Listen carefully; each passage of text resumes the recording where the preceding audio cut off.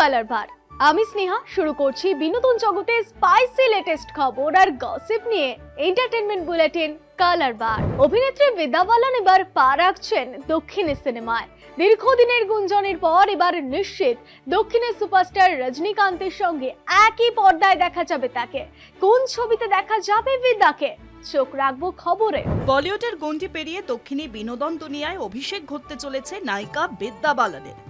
এবার রজনীকান্তের বিপরীতে দেখা যাবে বিদ্যা বালানকে। তামিল ছবি জেলার 2-তে নাকি একটি গুরুত্বপূর্ণ চরিত্রে দেখা যাবে বিদ্যা বালানকে।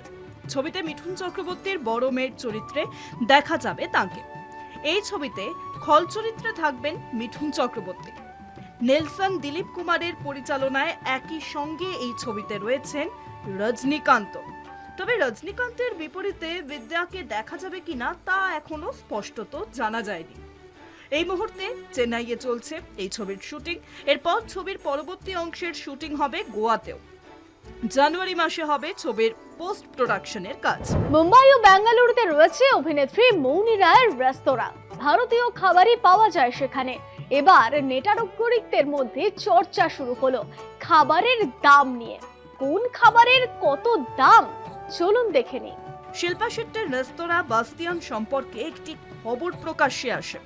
অভিনেত্রীর প্রতি রাতে 3 থেকে 4 কোটি টাকার আয় করেন এবং মানুষ খাবার টেবিলে লক্ষ লক্ষ টাকা খরচও করেন। এবার বলিউড অভিনেত্রী মৌনি রায়ের রেস্তোরাঁর খাবারের দাম নিয়ে চলছে নানান চর্চা। খাবারের দাম যার রীতিমতো চোখ ধাঁধিয়ে দেবে। মৌনিকে রেস্তোরাঁর একটি রুটির জন্য 100 টাকা এবং একটি গোলাপ জামের জন্য 410 টাকা দিতে হয়। এক বিশেষ ধরনের ভেলপুরি পাওয়া যায় মৌনির এই রেস্তোরাঁতে। সেই অ্যাভোকাডো ভেলের দাম 395 টাকা। মৌনি বলেছিলেন, আমি অ্যাভোকাডো খেতে খুব ভালোবাসি, আবার ঝালমুড়িও আমার খুব প্রিয়, তাই দুটো মিলিয়ে আমরা বানিয়েছি অ্যাভোকাডো ভেল। এছাড়াও মশলা বাদাম, মশলা পাঁপড়, ক্রিসপি কর্ন, সেফ পুরিও পাওয়া যায়। দাম 295 টাকা করে। চিংড়ি মাছের কিছু পদ রয়েছে যার দাম 795 টাকা। তন্দুরি রুটির দাম পড়েছে 105 টাকা করে। নানের দাম 115 টাকা। অমৃতসরি কুলচা 145 টাকা করে। নেটাগরিকদের মতে সামান্য বেশি দাম এগুলি। বাঙালির 12 মাসে 13 পার্বণ, আর সেই পার্বণগুলির মধ্যে মোট 6টি পার্বণে বাংলা ছবি মুক্তির রমরমা থাকে। উৎসবের মৌসুমে একগুচ্ছ বাংলা ছবি মুক্তি পাওয়া এ যেন খুব চেনা ছবি। সামনেই বড়দিন, আর সেই বড়দিনের মরশুমে একসঙ্গে একগুচ্ছ বাংলা ছবি মুক্তির কথা ছিল। সেই সঙ্গে মুক্তি পাবে বেশ কিছু হিন্দি ছবিও। দেখে নেব কোন কোন ছবি হল কাঁপাতে আসছে। এবার রাজ্য সরকারের তৈরি করে দেওয়া স্ক্রিনিং কমিটি ঠিক করে দিল উৎসবের মরশুমে 3টের বেশি বাংলা ছবি মুক্তি পাবে না। স্ক্রিনিং কমিটির বৈঠকে সারা বছর কখন কোন বাংলা ছবি আসবে তা নিয়ে প্রাথমিক পর্যায়ের আলোচনা হয়েছে। 10টা ছুটির মরশুমে বাংলা ছবি আসবে তা ঠিক হয়েছে। বড়দিনে 3টে বাংলা ছবি আসছে। এই 3 ছবিকে হলিউডের ছবি ছাড়াও লড়াই করতে হবে আলফার সঙ্গে। যশরাজ ফিল্মসের প্রযোজনায় আলিয়া ভাটের ছবি প্রধান বুক। বড়দিনের পর 23শে জানুয়ারি 3টে ছবি মুক্তি পাচ্ছে। এই তারিখে সানি দেওয়াল, বরুণ ধাওয়ান অভিনীত বর্ডার 2 ছবিটা মুক্তি পাবে। মার্চ মাসের 20 তারিখ 3টে হিন্দি ছবি আসার কথা আছে। লাভ অ্যান্ড ওয়ার, তার সঙ্গে আছে শাহরুখ খান, দীপিকা পাডুকোনের ছবি কিং। সূত্রের খবর, বড়দিনে রানা সরকার, নিষ্পাল সিং আর অতনু রায়চৌধুরীর ছবি আসতে পারে। রানা সরকার একটা ছবি আনবেন গরমের ছুটিতেও। জিতের কেউ বলে বিপ্লবী, কেউ বলে ডাকাত 15ই আগস্ট মুক্তি পেতে পারে বলে প্রাথমিক পর্যায়ে আলোচনা হয়েছে। কালীপুজো, দীপাবলি, ভাইফোঁটা টানা ছুটির জেরে গত সপ্তাহে টিআরপি তালিকা সামনে আসেনি। নতুন সপ্তাহের প্রথম দিনে হাতে আসলো নজর কাড়া গরমাগরম টিআরপি লিস্ট।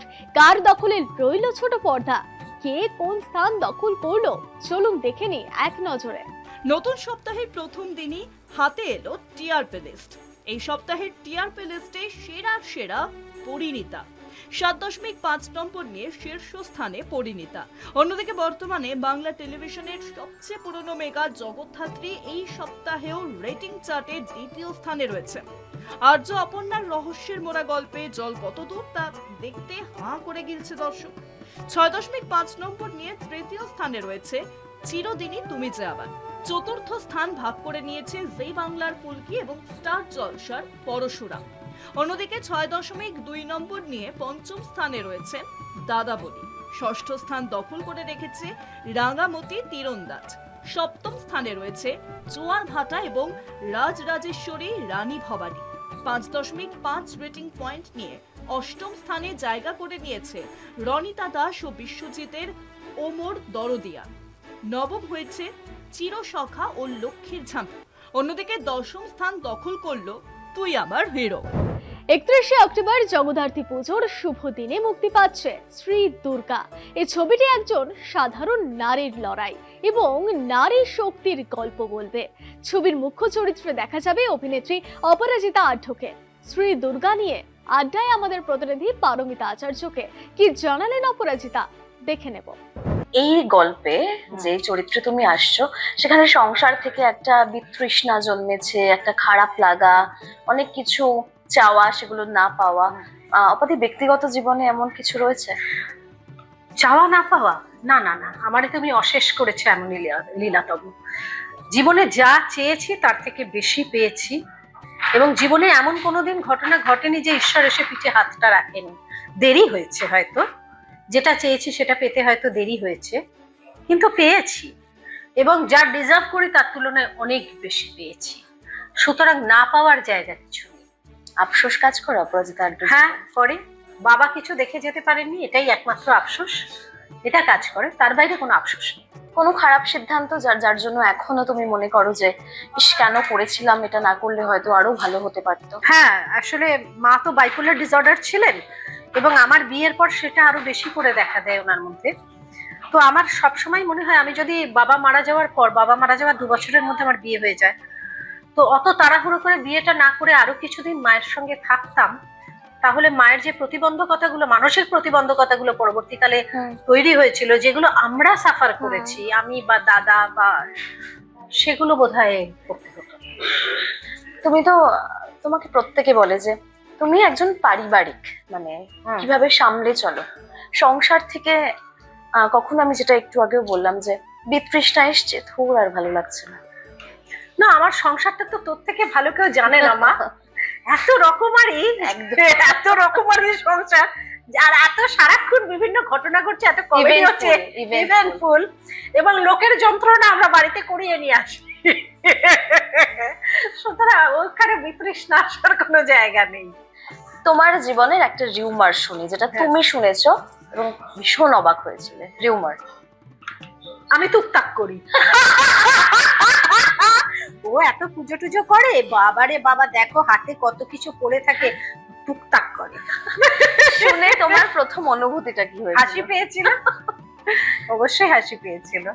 অবাধি এই ছবির জন্য, মানে যেহেতু প্রচন্ড ভায়োলেন্স, তুমি প্রথমে রাজি হওনি করতে, তারপর রাজিটা হলে কেন? মানে কোন ইনস্টিংটা কাজ করলো? না, সন্দীপ বলেছিল এই ছবিটা আমি ছাড়া করবে না। আচ্ছা, তারপরে ছবিটা যখন সিরিজ, স্ক্রিপ্টটা যখন ছোট হলো এবং ভায়োলেন্সটা যখন কমলো, তখন আমি ভাবলাম যে এই ছবিটা, এবং এই ছবিটার গল্পটা খুব টাচিং, সাংঘাতিক ছুঁয়ে যাওয়ার মতো একটা গল্প। আজকের কালার বার এখানেই শেষ করছি। দেখা হচ্ছে পরবর্তী এপিসোডে। আমাদের এই স্পেশাল বুলেটিন কেমন লাগছে কমেন্ট করে জানান আমাদের ফেসবুক পেজে, ইনস্টাগ্রামে, ইউটিউবে এবং এক্স হ্যান্ডেলে। এছাড়াও ফলো করতে ভুলবেন না আমাদের website Kolkata TV online. Kolkata TV, রাত দিন 7 দিন।